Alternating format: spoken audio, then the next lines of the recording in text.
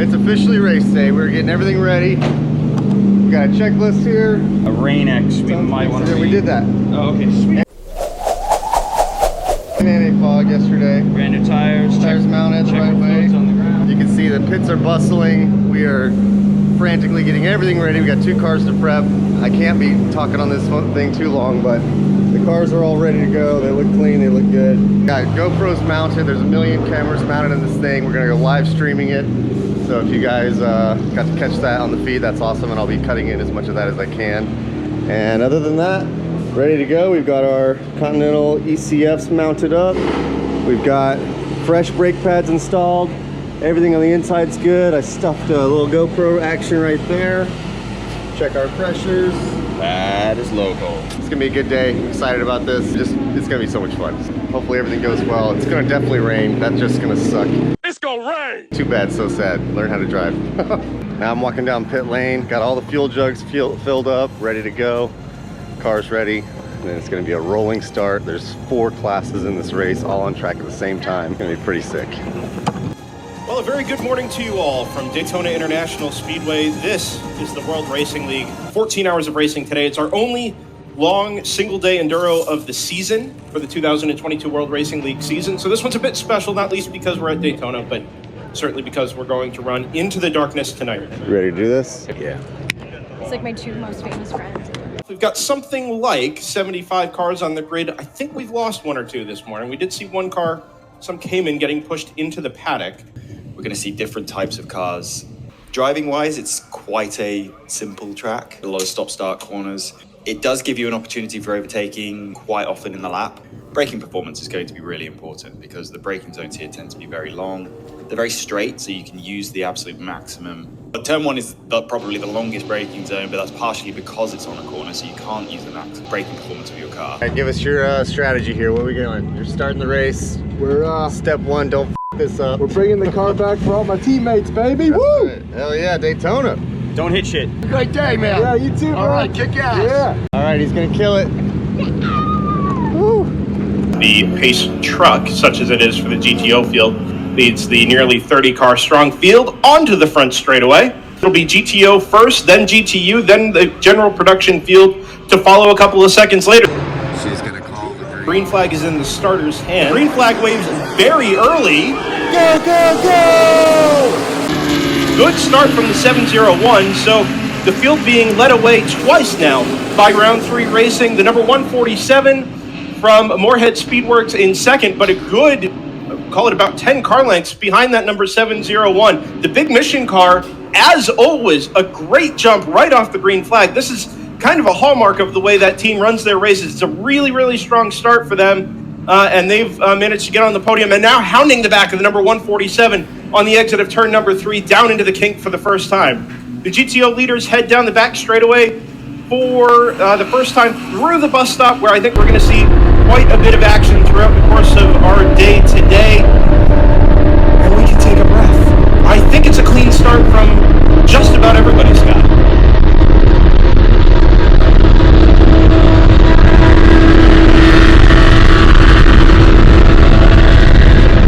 I have come here to defeat you.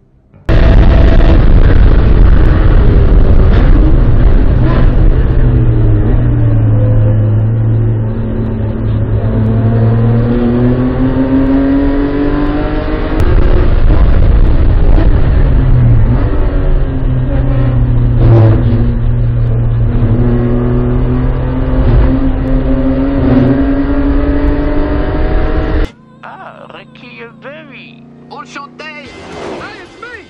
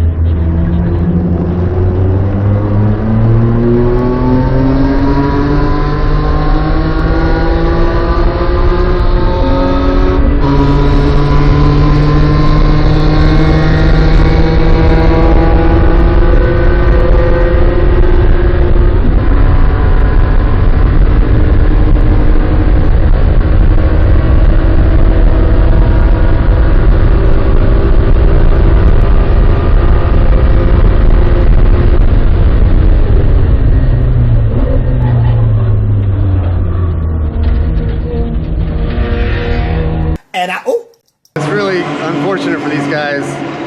Literally in the first hour, their hood flew up, smashed the windshield, didn't really damage the car otherwise, but they're done for the day. All that effort, all that money spent completely for nothing now because they have a broken windshield, they can't replace it in time, they can't keep racing. It's illegal to do that per the rules. They are done. Makes you think about like what it takes to get to the finish line. Every little thing has to go right, and you have to have some luck, obviously some skill, quite a bit of money, a lot of effort, more than anything. There's probably a 12-man team, all of them putting in hundreds of hours of effort for today, and it's cut short by a stupid hood latch failure, which is what happened. These hood latches broke, letting go. Look at that aluminum stud sheared.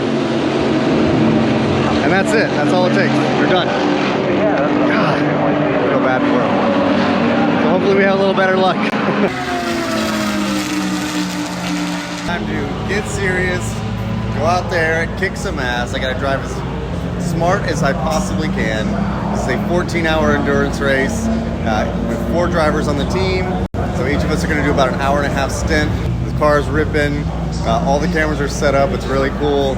And there's 300 drivers here this weekend. I don't know how many cars, probably about 100 cars or so, maybe 80 cars, but it's a huge packed field, tons of action, and we have kicked it off already. So you guys tune in and wish me luck. Fingers crossed I don't have any major incidents, and praying that it doesn't rain because God, racing in the rain sucks, especially with a big ass bank like this. It is just scary and sketchy, so hoping that doesn't happen. Alright, I'm all suited up, we're here on pit lane. My stint is next. The moment I've been planning for and anticipating for a long time. Just gotta go out there and not screw it up now.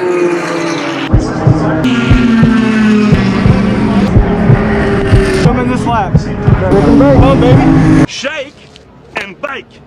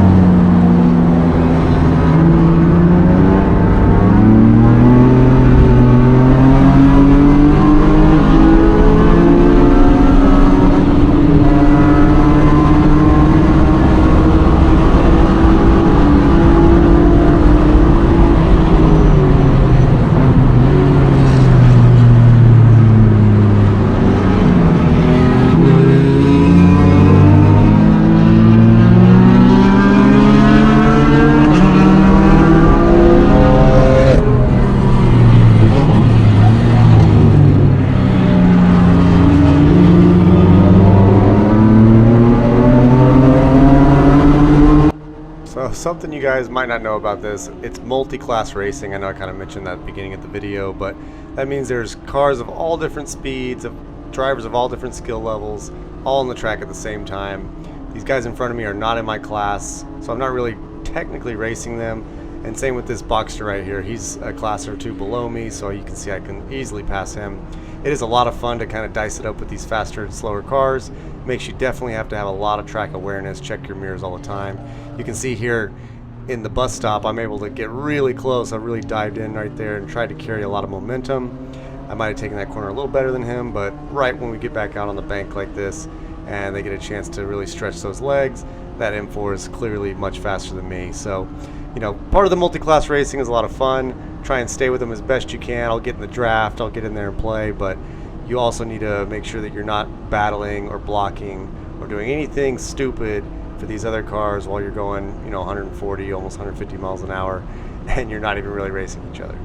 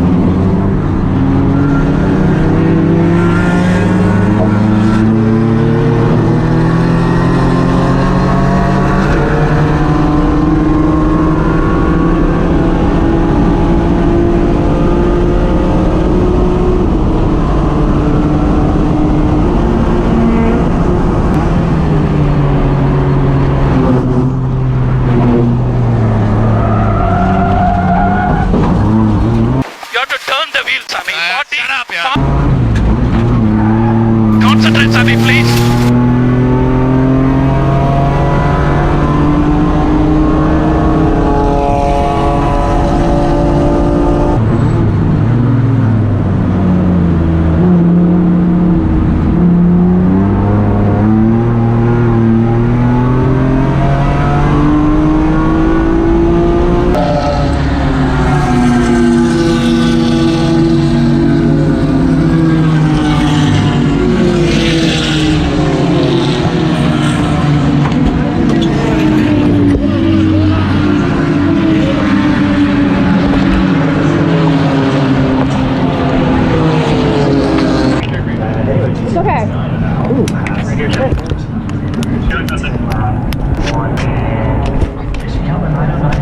Okay, Tom's? Yeah, they're in.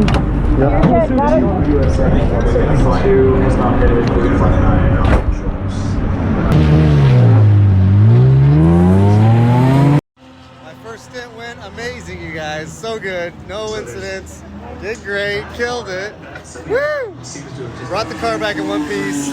I ran really consistent times. They're not as fast as Zach has thousands of laps in this car, and I have maybe 24 total. So had a great time. I ran a bunch of 212 and 213, 212 on average, pretty consistent. Tires are holding up great. Car's holding up fantastic. Now it's time for a quick lunch break because I'm going to be up in another couple hours.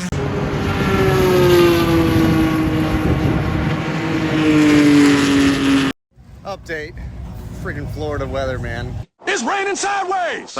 Lightning just came in. They black flagged the race, which means everyone's got to come in and we have to shelter in place, meaning we can't be touching the cars, we can't be under the awning, we got to clear everything out. sitting in P2 right now? P2? Oh, I like that though. That sounds good. So we just got to keep the consistency up and hope that this stupid weather goes away and we can keep playing.